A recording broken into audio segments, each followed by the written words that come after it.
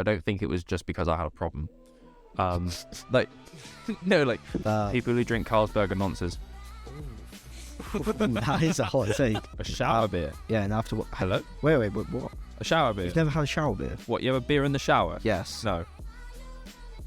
How? Fuck you. Yeah. Fuck COVID.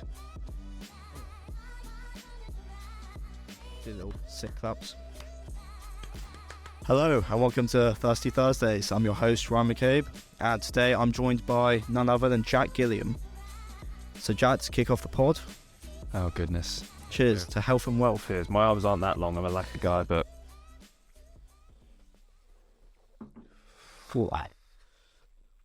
Ah, am I allowed to swear? yeah. Fucking fuck. Okay, right. I hate pink gin. Let's just preface that. So me and Jack have known each other for nearly 3 years now. Way too long. Yeah. I love you, man. Sorry, keep going. Yeah. Oh, yeah. Sorry. We met in uni for our first year. You literally have a bottle opener right next to you. Bottle opener for pussies. It's a chaotic start, but we like that on Thirsty Thursdays. Smells like weed when you open it. Really? I smell that. Off. Sorry about the table slapping ASMR. Yeah. Yeah. It's got that whiff. Whiff of the reefer. So today we've got. Yeah, are you doing the? Oh, you go for it. Got my Spitfire. Never had this one before. And Ryan's got his I've got a hobgoblin. Goblin.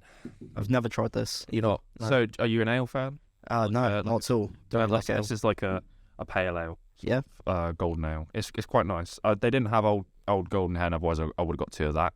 So it's just down the local Premier bloke. Cracking. Wow. Let's do our little taste test. You can go first, Jack. You still got that like feeling in the back of your throat? No, not really. Oh, God, it's gone now. Caught in my. I'll wash it down. Tell us about the Spitfire, Jack. What were you feeling? Well,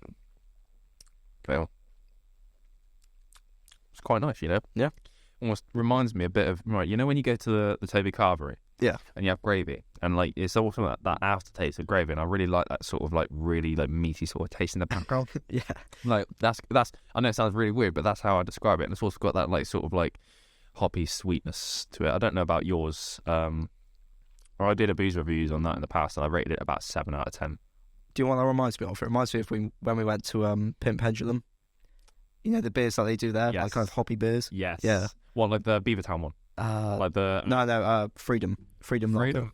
Oh no, that was Bread and Rose. Yeah, that's it. Yeah, it's quite a nice beer to be fair. I mean, I'm not a huge ale fan, but Am I allowed to bet? yeah. Christ. Cheers. Cheers. Yeah. So So I've got has that bottle got a dent in it? shut up. No. For context, in uni we do this thing. It's called the Game of Life, and once you're in for life. Hence the name. And you have to make a little tear, or you have to dent your can. And if you don't, and someone calls you out, you have to finish it. It's caught me out quite a few times. Yeah, same. It's a deadly game, but Yeah. I mean, it's a game of life. there's some bottles you can't do it on, like a Corona bottle, and Yeah, true. where it's actually like dented into like the can. It's Yeah. part of the design. You can't do that. But like, whereas like paper, yeah. If I ain't seen that shit, I'm calling you out on it. Because Respect. yeah. It's actually a really nice beer. I'm into it. It's all right, you know, that Yeah. one. I mean, they had the ruby one as well, and like there was I'll tell you, because I work at Tesco. I had a guy order the other day, and I hate him for this, honestly. But like, obviously, like I love the customers and that. And he was a sound bloke, but he ordered like 40 cans of this, like this hobgoblin ruby stuff, and it weighs an absolute ton because they're all these massive pint cans. And when you long day and you're carting that around. Okay, I think we should talk about your job a little bit. So at the minute you're a Tesco delivery driver. Yeah, I love my job. Yeah, Tesco deliveries. Yeah, good pay. Love my colleagues. You know, I can't really fault the job, to be honest. Put my music in, listen to the radio, drive around, do what I love, and it's actually like influenced my sort of career path for the future after uni. I believe, and we'll probably get into more of that later. Yeah, of course. Yeah, we'll delve into that a bit later.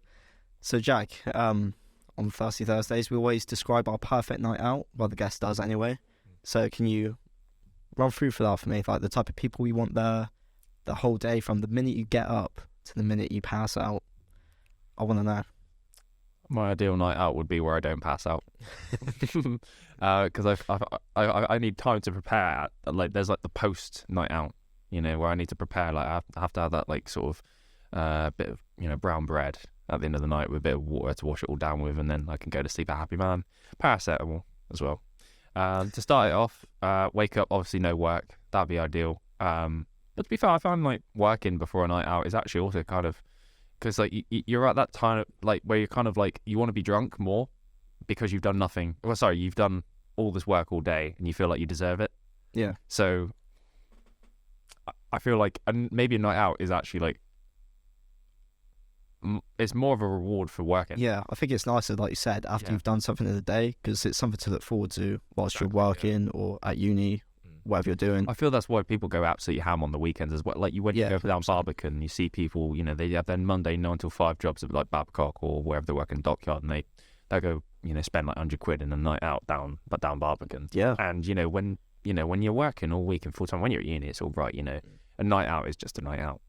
But yeah, going back to it, standard night out, most people go to a pub down on the Barbican. I think, to be honest, small group of mates, maybe about 6 to 8 max, down the local, a few pints. And, I'm getting old now, I'm 23 and, clubbing's not my thing anymore. But I would have to say, find a good pub, plays quite mellow sort of music, maybe like, 90s, 2000s sort of rock and pop, stuff like that. And, just have general chit chat. Really, no dancing. I can't be bothered with that shit anymore, man. I've seen you dance, or at least try to dance. It's a sight. It is. It's like when a giraffe just stumbles across a room. Yeah, it's. I don't know. I always find like when I'm in a club, I think like I'm like, like Aang in the like. Have you seen The Last Airbender, where he's like he gets all the water around him in the movie? It's like. Yeah, I think so. Yeah, the guy with the blue arrow. Yeah, like the blue arrow on his head. Like. Basically, I feel like that. I'll be all of a sudden, I'll have like one of the VKs, and I'll be like, whoa, the sugar and like the alcohol kicks in. I'm like, shit. I'm like, I don't want to be here anymore. And that always happens about an hour in. Yeah, I feel the same, 100%. See, the beauty of going clubbing with you though, it's like it's a beacon because, well, you guys can't see it, but Jack's stick a light on me. You're like 6'5". Yeah. So if you're lost in the club, you look for the tallest bloke in there. Yeah. It's great. Always be me. Yeah. Yeah. And obviously you work in a nightclub, don't you? So it's. I do.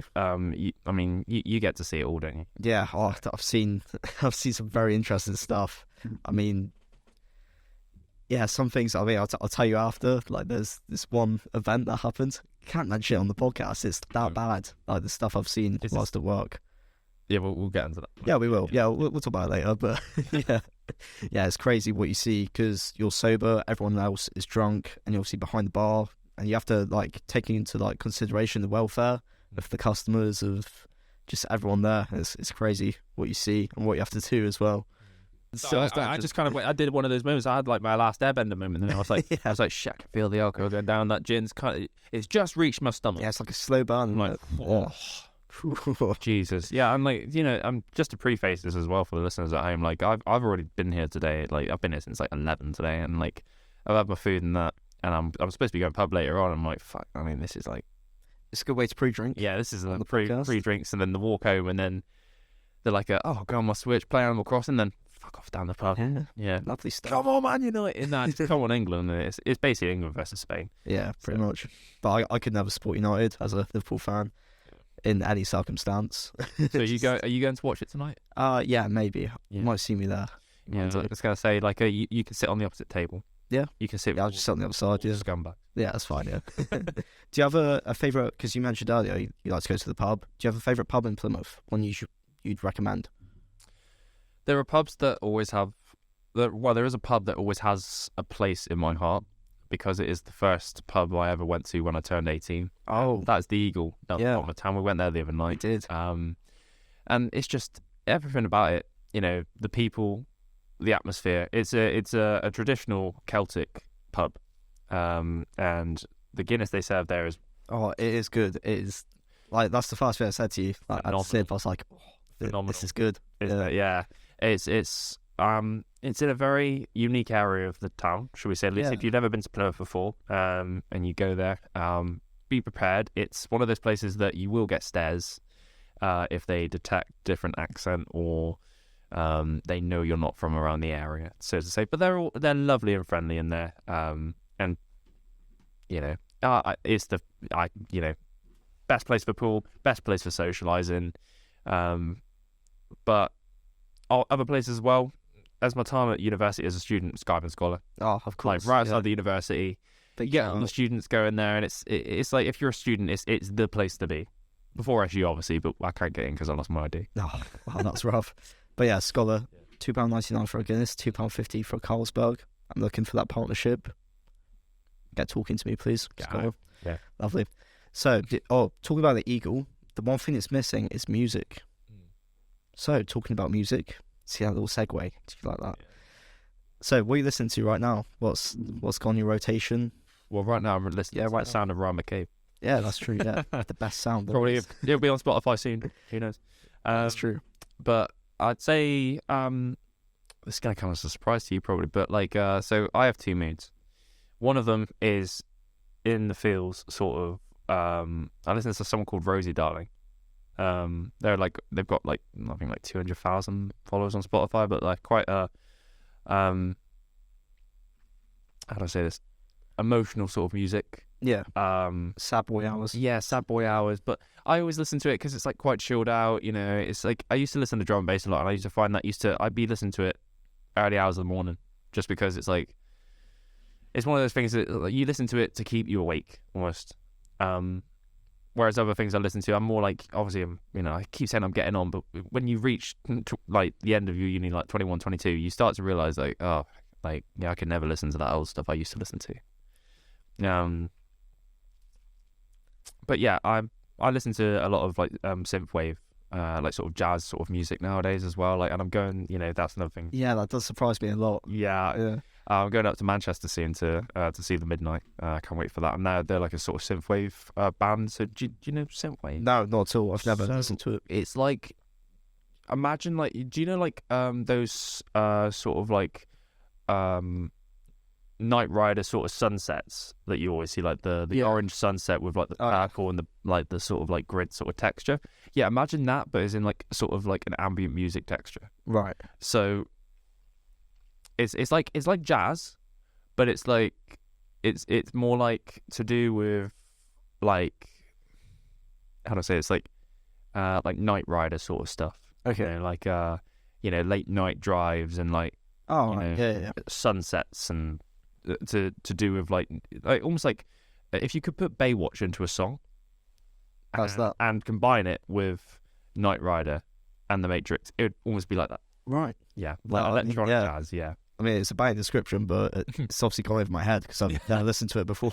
No, so it's not for everyone. But it feels like you have the most fucked up music taste I know, in a good way. Yeah. It's beautifully fucked because you go from, like you said, you're talking about jazz, synthetic, that kind of music.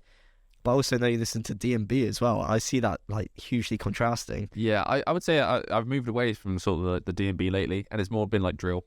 And I found drill as well. Yeah, drill, another genre that just drill. I just find it's interesting for all the wrong reasons. I read into the backstories of some of these songs, and it's with drill, it's all about who can say the most fucked up shit. Yeah, in the least telltale way.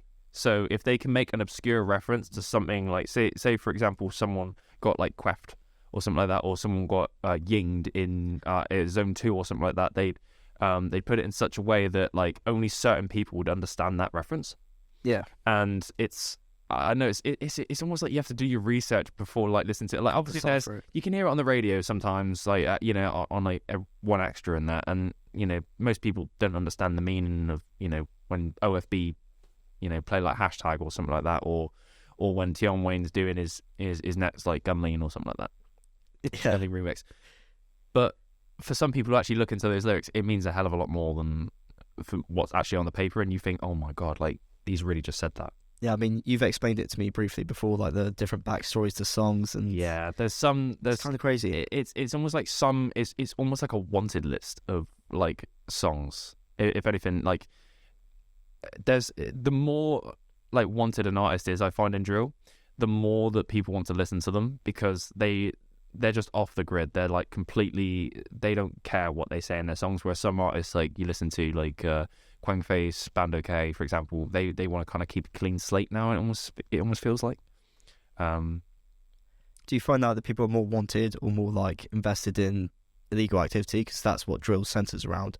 Do you feel like they're more pure and more raw in what they're saying? To some degree, I feel there's a lot of lying that goes on within certain songs. Not going to name a few, obviously, because obviously it's all speculation in drill. Yeah, of course. It's people outing either themselves, their gang, or other people's for doing or not doing certain objectives, and it's very hard to tell. So drill, to some aspect, is based off a lie, because there's no way of telling who's in the right and who's in the wrong unless it's literally going to be in the news. And it's, I think it's that mystery that like draws people in. Yeah, of course. It draws me in. I mean, for me, I was growing up, I was into like grime, which I like. That was the scene before drill. I'd say it's more of a tame version. I'd say as well. I used to listen to like Bugs and Malone and that. Yeah, of course. Yeah, Jamie. That was my favorite. Jamie freestyle. Yeah, yeah, beautiful stuff.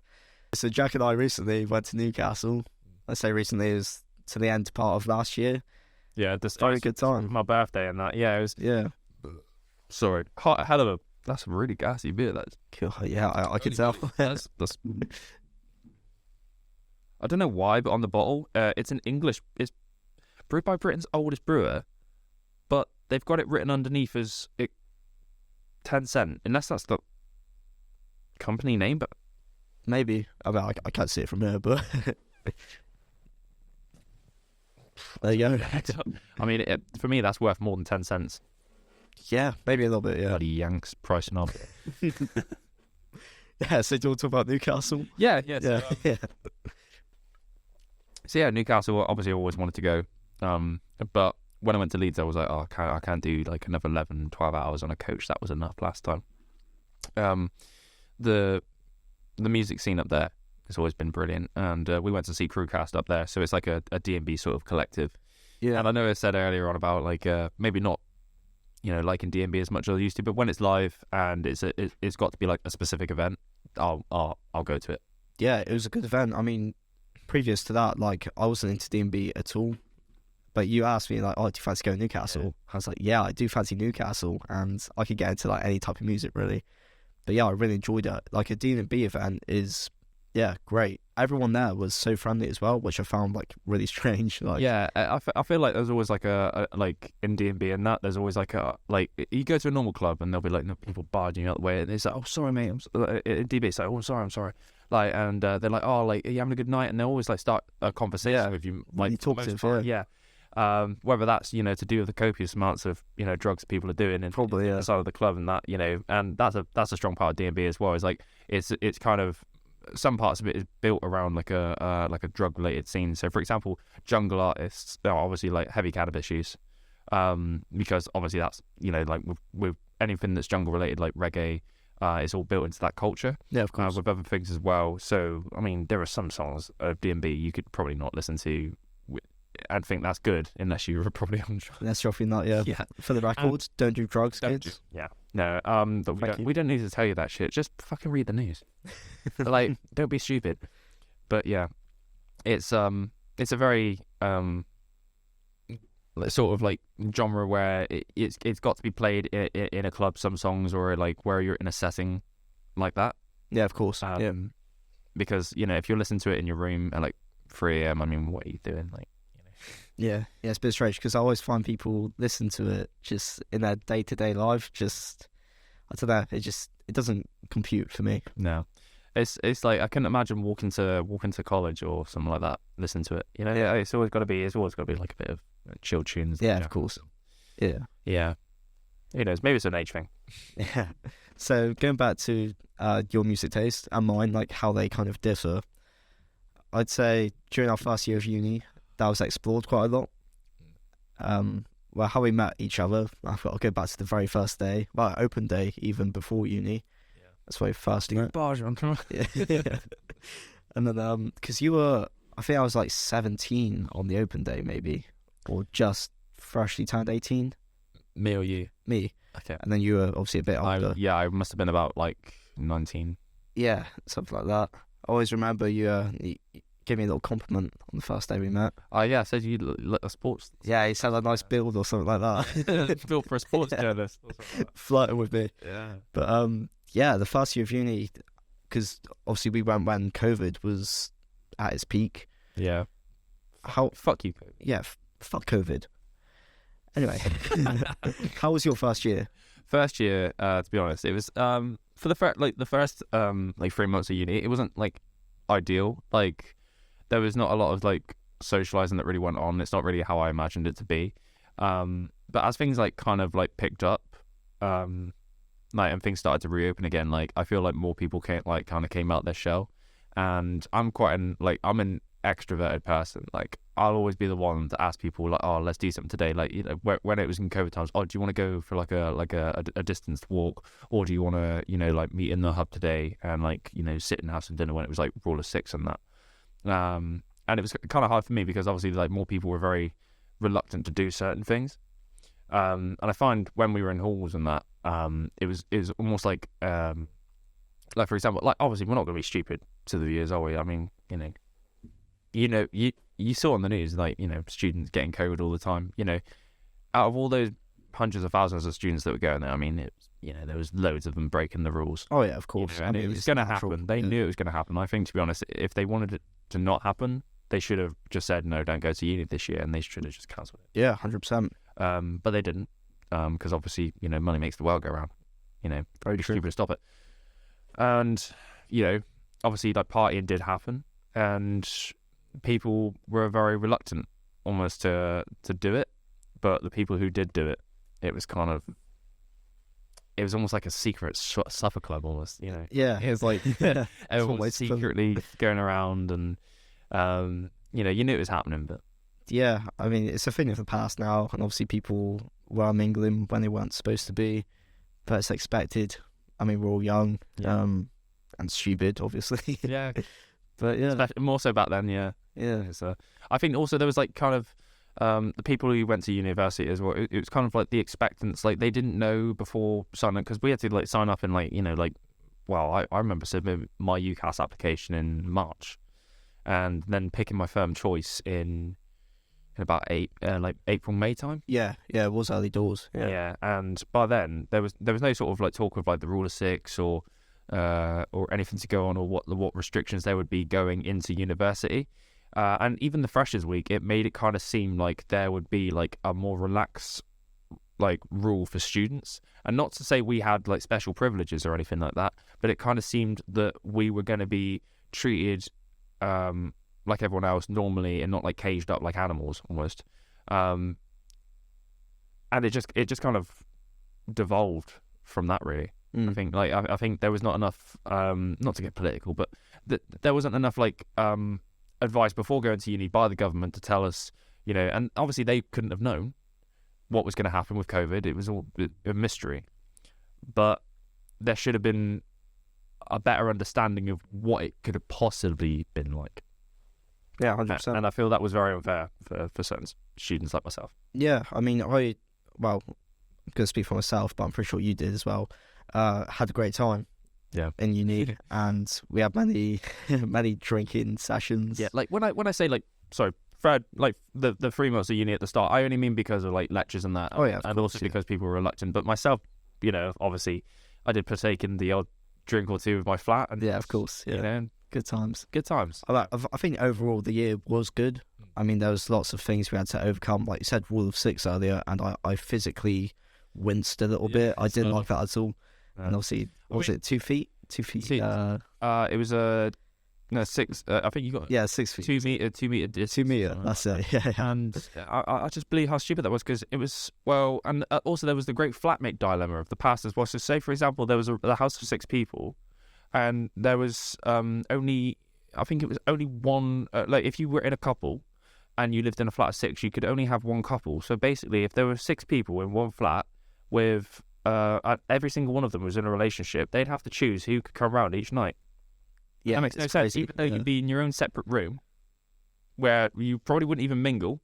So I remember they said at one point, I think one of the rules was if you were to have sex with someone, you'd have to do it where you're not facing them. Yeah. Crazy. How is that coming out of like a politician's mouth? Yeah. I don't know. I remember It when. will Do just you, be. do you remember when it was the hugging your nan sort of thing? Don't kill your nan. Yeah, yeah, crazy. And I was like, and they did it on Good Morning Britain. And it was like they had this netting they put up, and they hadn't hugged his nan in like 6 months or something like that. And it was just this. It was almost like something that would have been like in the 60s, you know, like in the Cold War sort of era. It's just so it's crazy times. unbelievable. Like it's hugging your nan for a plastic sheet. Like, Yeah, it's gonna interesting. Yeah. God above. So that was our first year. So if we fast forward now to where we are now, I don't know. I feel like we've progressed a lot as people and we've matured. Well, I feel like, Matured. I feel like that we've come a long way since first year, and obviously, like, I mean, for myself, I'm just gonna say it, but I have a big mouth. You know, I could. You do. You do. I'm glad you said I that. talk for England. You know, I can. And sometimes I do go a bit far. You know, and I think I've found where Sometimes. it goes. Yeah, well, all the time. And I think, to be honest, university has kind of taught me a lot about myself in terms of like who I am as a person, and I feel like one thing I was great was just a lot of social sort of not attention, but like communication with people. Like, of I was like, yeah. I couldn't live without that. But obviously, like, I'm fine with having my own self. Like, I'm fine with being by myself, living by myself. And beforehand, before I went to uni, I didn't think I could do that, you know. Yeah, it does teach you a lot, like social skills, independence, and I highly recommend going to uni, even if you don't want to go into what you're studying. I think that's the thing I think is a great point you picked up on there. Is even if you don't want to go into what you study, for example, I'm going into truck driving after this, you know, and that's just what I find from the extracurricular activities I've done outside of university. They say it's a debt. It's really not. You're paying for the best. Well, if you're an extrovert, so semi sort of introverted person who is fine with mingling but maybe likes their own sort of space, and doesn't mind, you know, the odd sort of night out or two. And even you don't even have to drink. I've done it sober before as well. It's like it's absolutely fine. Then I'd say go for uni. Like, don't give a damn about the student loan, because at the end of the day, it's not even something you have to worry about. It's not something as soon as you leave uni you have to think about paying, unless you're earning over a certain amount each year, whether that's, you know, 25k, 30k, whatever you've agreed it with Student Finance England. Just go for it.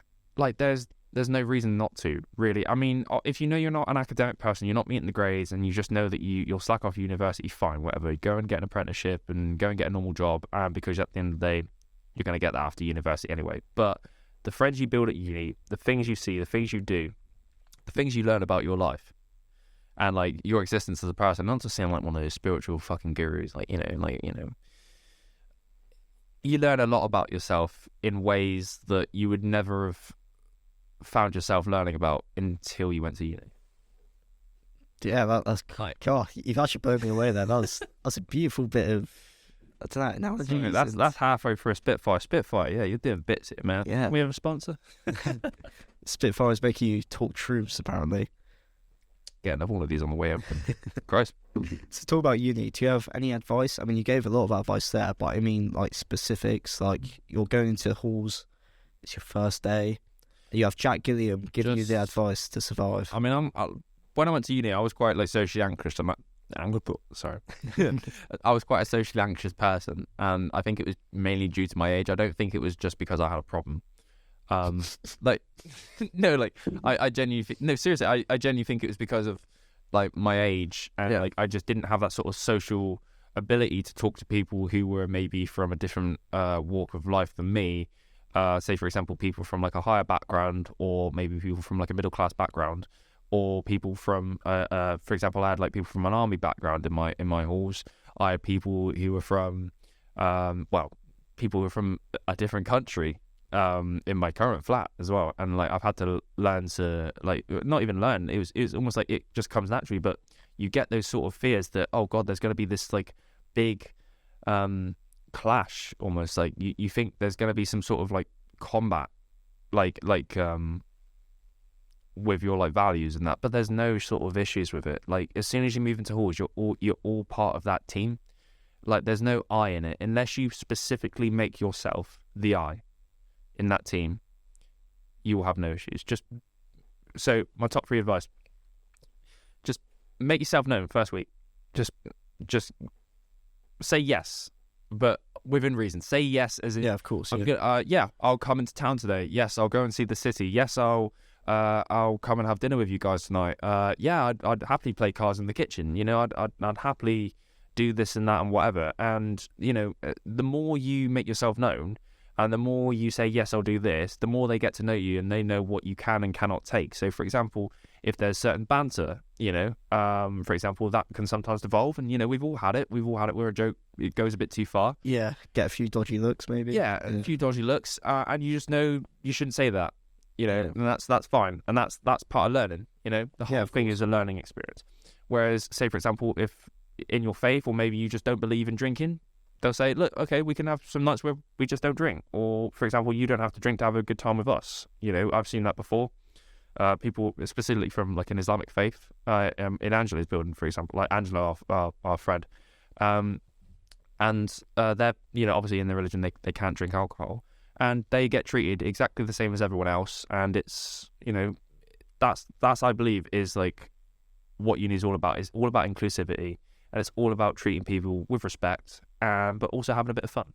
No, of course. You said about respect. I was thinking the same. Like, you have to, with each person you meet, you have to establish a certain amount of respect, and where you can cross certain lines if you can. Yeah.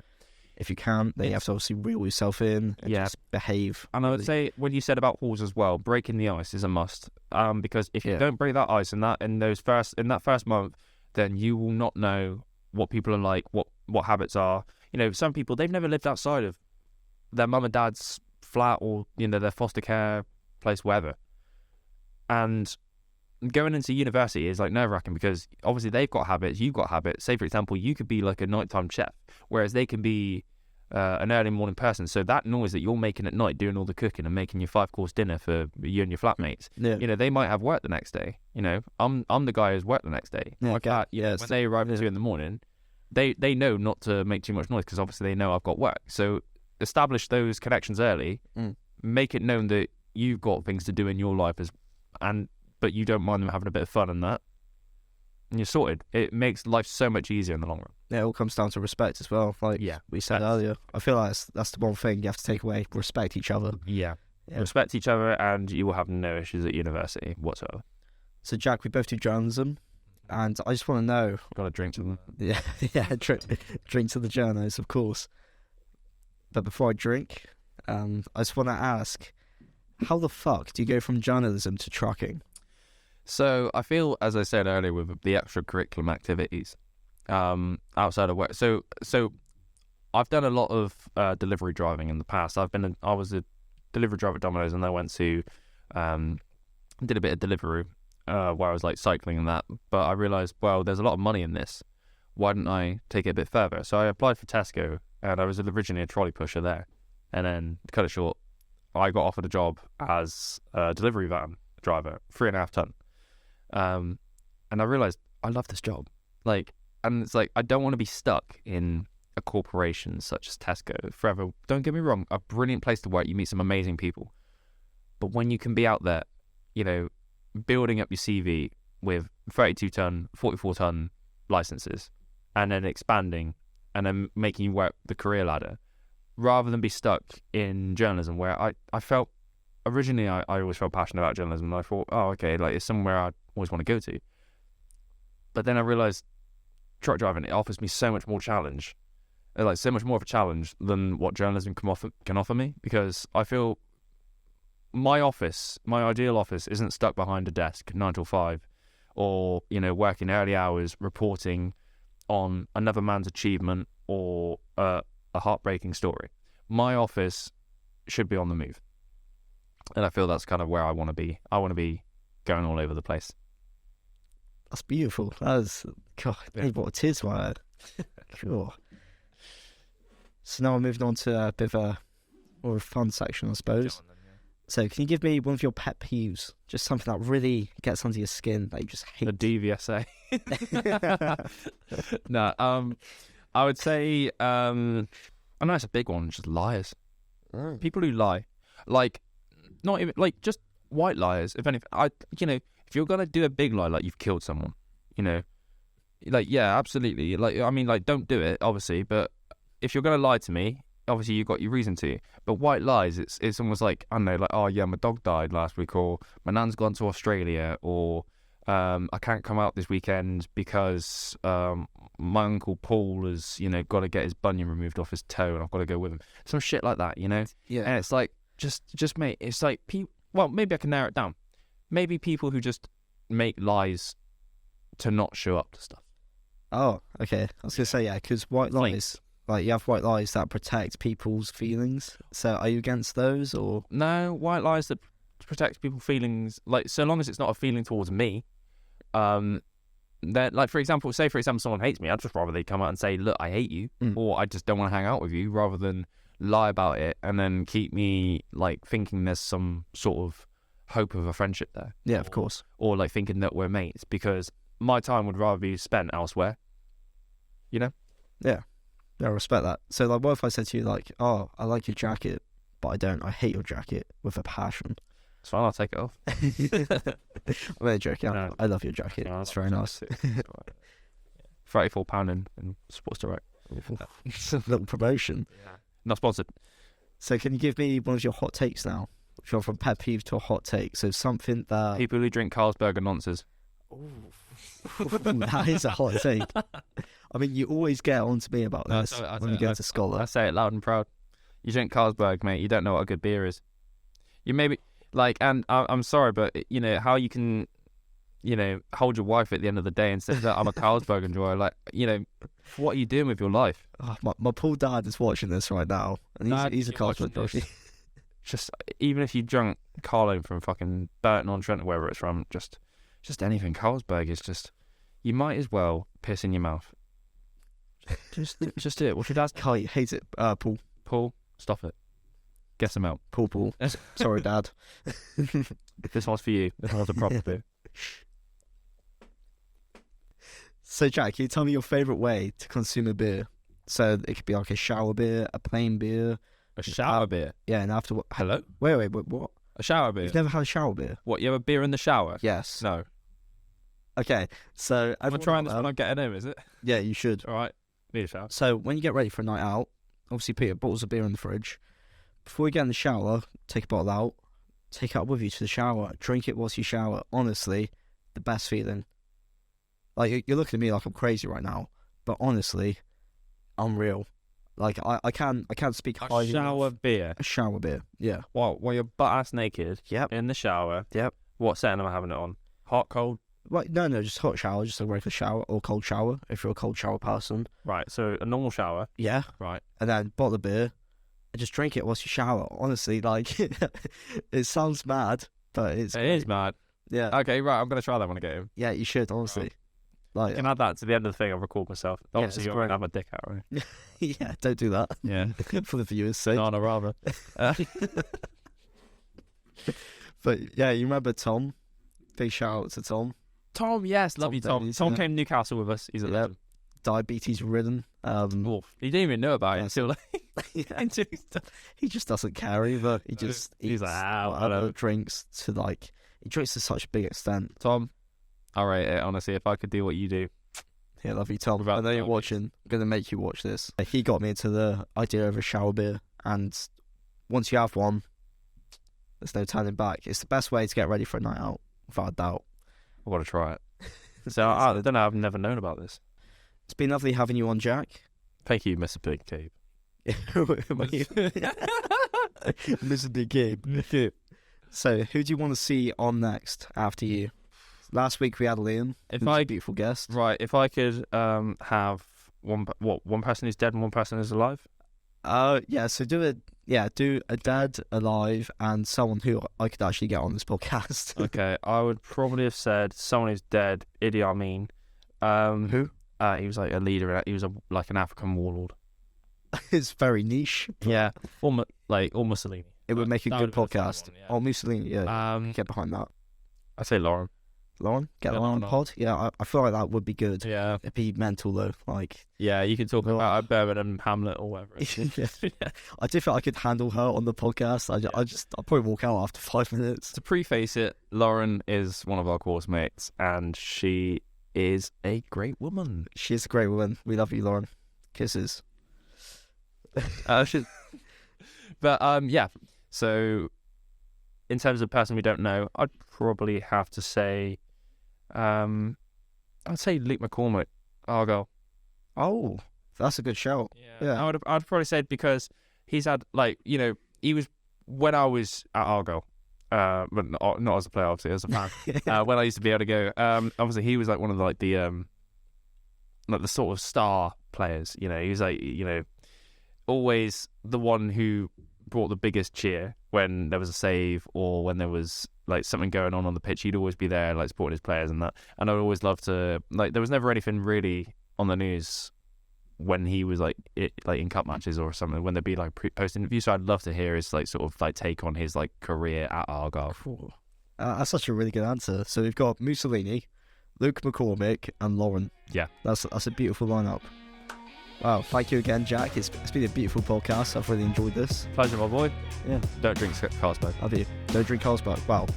Don't do it. You can, Dad. Thank you, Jack. Cheers. Kisses. Bosh. Love that.